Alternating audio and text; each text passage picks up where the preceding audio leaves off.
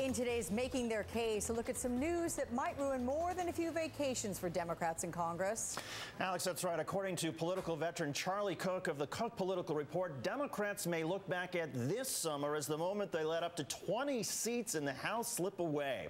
Recent polls show up to 70% of Americans disapprove of the job Congress is doing. Democrats are, of course, divided on health care reform, and voter confidence in the president is sliding.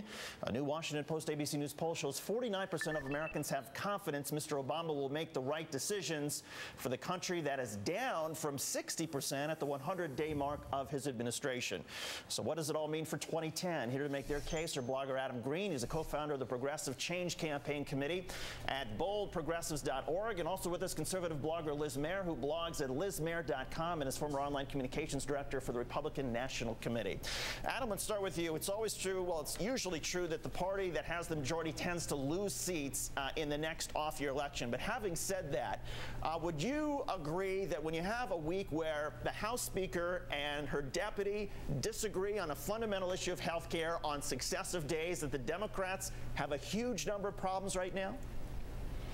Well, you know, obviously there will be some challenges in 2010, but I think that the real numbers to look at are the polls that show overwhelming and consistent support for things like the public health insurance option. I'm not sure that most Americans are looking at what Steny Hoyer versus Nancy Pelosi is saying on paper or in press conferences, but poll after poll consistently show that Americans want Democrats to stand up boldly and proudly for things like fundamental health care reform and the public option. And I think that if Democrats do that, they will mitigate any historical trends and really keep alive seats that they wouldn't otherwise if they decided to cave on this issue. Liz, do the Republicans believe that 2010 would simply be a referendum on incumbents? In other words, the Republicans can simply sit back, not really have any alternative plan, but just play off of the anger that voters may feel towards incumbents who are seeking re-election?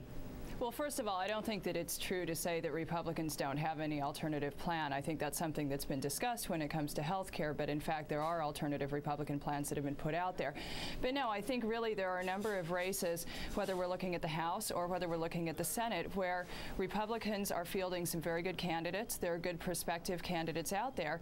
And, you know, when contrasted with certain incumbents or certain other Democratic candidates, we have people who are going to look very good. They look like strong leaders. They are people who are going to appeal to the American public. Liz, suppose that there's a Republican who's running, say, on the health care issue, who says the Democrats wanted the government to run health care, even though that's not really what the Democrats want. Suppose the comeback is, okay, well, the Republican who's running for this seat wants to defend the making of money that the private insurance companies have, that they stand with wealth protection. How would the Republicans respond to that? Well, I think that actually where Republicans, at least many Republicans who've actually been vocal about this issue stand, is that they are in fact for choice within the private insurance market and for increasing that. And I think that that's something that's going to be quite appealing. I think, you know, in contrast to what was said earlier about support for the public option, you can take a look at your own NBC poll and see exactly where that sits at this point. Right, and that was an outlier because it was the only poll out of 6 that was done that didn't describe the public option as a choice, that you get a choice of private insurance or the public option. So there's a lot of ways to argue the NBC poll. But the bottom line is, Adam, go ahead, finish your point. I was going to say, I think, though, you know, one of the things that I keep hearing progressives and defenders of the public option throwing out is actually MoveOn.org polling, which I don't think can be treated as being particularly credible as an impartial source or impartially produced when you look at this issue. You know, it's kind of like asking Karl Rove back in 2006, did he think that Americans had a good opinion of George W. Bush? But Adam, on that point, I mean, never mind the polling, there is every indication that the left wing of the Democratic Party, the activists, the people who have the energy in elections, they are extremely dissatisfied. If there's not a public option that gets passed or at least gets to a vote, they're going to be even more dissatisfied. I can't imagine that's the position that Democrats want to be in, having a disaffected wing of their party going into 2010. I think you're absolutely right about that.